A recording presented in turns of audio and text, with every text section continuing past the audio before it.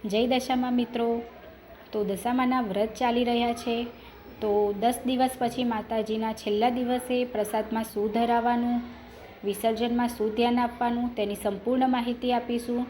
અમે જે રીતે 10મા દિવસે જે રીતે પ્રસાદ ધરાવીએ છીએ અને વિસર્જનમાં શું ધ્યાન આપીએ છીએ એ તમને હું અહીંયા માહિતી જણાવીશ। તમે જે રીતે કરતા આવતા હોય એ રીતે તમે કરી શકો છો અને બોલવામાં કોઈ ભૂલચૂક થાય તો માફ કરજો। અને જે પહેલી વાર દશામાનું વ્રત લઈ રહ્યા છે એમને છેલ્લા દિવસે માહિતી ના હોય તો તમે આ વિડીયોથી માહિતી લઈ શકો છો। તો આજે મા દશામાના વ્રતનો છેલ્લો દિવસ એટલે કે વિસર્જનનો દિવસ છે। આજે 10 દિવસ પૂરા થાય છે અને આ 10 દિવસ માતાજીની પૂજામાં હરખ ક્યાં જતા રહ્યા કંઈ જ ખબર પડતી નથી। આરતી કરતાં 2 ટાઈમ આરતી, 2 ટાઈમ થાળ અને 1 ટાઈમ વાર્તા સાંભળીને આપણે આ 10 દિવસ કઈ નીકળી જાય છે ખબર નથી પડતી। અને જોડે વ્રત કરીએ જ્યારે બહેનો બધી ભેગી થઈને વ્રત કરે છે તો આ 10 દિવસ માતાજીના ક્યાં નીકળી જાય છે કોઈને ખબર પડતી નથી।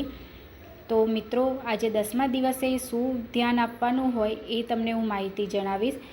તો 10મા દિવસે સવારે વહેલા ઉઠી નાહી ધોઈને સવારે વાર્તા અને આરતી કરી અને માતાજીને થાળ ધરાવો। અને આજના દિવસે ખાસ થાળ ધરાવવામાં આવે છે ચૂરમાનો થાળ, જે ભાખરીના લોટમાંથી ભાખરી બનાવી અને એ ભાખરીને ચોળી અને એનું ચૂરમું બનાવવામાં આવે છે। ઘણા લોકો લાડવા પણ બનાવે છે અને ઘણા લોકો ચૂરમું ધરાવે છે। તો તમે એવી રીતે ચૂરમું બનાવી અને એ ચૂરમું ધરાવી શકો છો અને માતાજીના આરતી અને થાળ કરી શકો છો।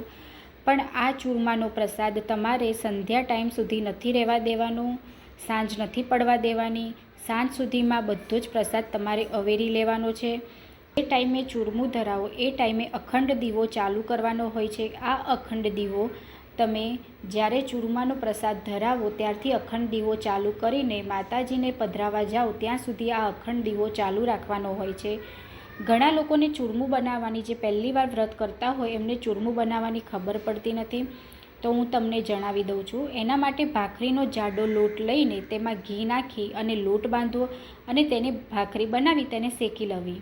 ઘણા લોકો મુઠિયા બનાવી તળતા હોય છે, પરંતુ અમે ભાખરી બનાવીને એનું ચૂરમું બનાવીએ છીએ। પછી જે ભાખરી બનાવેલી છે એને હાથેથી ભાકી લેવી, એકદમ દાણાવાળું ચૂરમું બનાવી લેવું। હવે તેમાં ગોળ અને ઘી નાખી ચૂરમું સરસ રીતે બનાવી લેવું। લોકો બુરું ખાંડ પણ વાપરે છે, તો તમે એ રીતે માતાજીનો પ્રસાદ બનાવી અને ઉપર તુલસીના પાંદડા મૂકી માતાજીને પ્રસાદ ધરાવી શકો છો। 10મા દિવસે એટલે કે આજના દિવસે આખી રાત જાગીને જાગરણ કરવું અને માતાજીના ગરબા, ભજન અને કીર્તન કરીને આજની રાતે આખી રાત જાગરણ કરવું। 3 ઓગસ્ટે એટલે કે કાલના દિવસે વહેલી સવારે સૂર્યોદય પહેલાં દશામાની માતાની મૂર્તિનું વિસર્જન કરવામાં આવે। હવે વિસર્જનમાં પહેલાં જ માતાજીના ઘરે વાર્તા, આરતી, થાળ કરી લેવાનો અને પૂજા કરવી અને 10 દિવસ જે પણ કંઈ આપણાથી ભૂલચૂક થઈ ગઈ હોય તો એની માફી માંગી લેવી। ઘણા લોકો 5 વર્ષ કરતા હોય છે અને ઘણા લોકો તો 10 વર્ષ કરતા હોય છે। જે લોકોને વ્રતનું ઉજવણું કરવાનું હોય તે 10 ગોયણીને જમાડીને વ્રતનું ઉજવણું કરે છે। આખી રાત્રિના જાગરણમાં માતાજીના નામનું સ્મરણ કરવું, ગરબા ગાવા અને ત્યારબાદ વહેલી સવારે સૂર્યોદય પહેલાં કોઈ પવિત્ર નદીમાં, જળાશયમાં દશામાતાની મૂર્તિનું વિસર્જન કરવું। માતાજીને નમસ્કાર કરવા, તેમને આપણે દુઃખ ટાળ્યા। ઘણા લોકો ઘરે જ વાર્તા, થાળ, આરતી કરાતા હોય છે અને ઘણા લોકો માતાજીની મૂર્તિનું વિસર્જન સ્થાને લઈ જઈ ત્યાં વાર્તા આરતી કરતા હોય છે। અને માતાજીની મૂર્તિ માટી જ લેવાની અથવા તો માટીની બનાવી, જેથી વિસર્જન વખતે ખંડિત ન થાય અને માતાજીનું અપમાન પણ ન થાય અને પર્યાવરણને નુકસાન પણ ન થાય। માટીની સાંડણી એટલા માટે કે નદી કે જળાશયમાં પ્રવાહિત થઈ જાય છે અને માટીમાં માટી ભળી જાય છે, એટલા માટે નદી, તળાવ પણ ચોખ્ખા અને પ્રદૂષિત થતા નથી, એટલા માટે માટીનો ઉપયોગ થાય છે।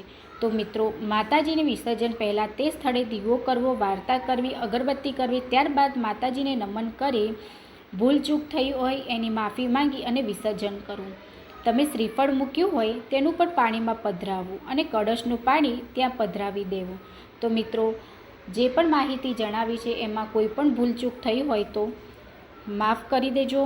અને અમે જે રીતે તમને અમારા ઘરે જે રીતે પૂજાપાઠ કરીએ છીએ એની માહિતી જણાવી છે, તો મિત્રો આજનો વિડીયો તમને કેવો લાગ્યો, માહિતી કેવી લાગી, જરૂરથી કોમેન્ટ કરીને જણાવજો. જય દશામાં.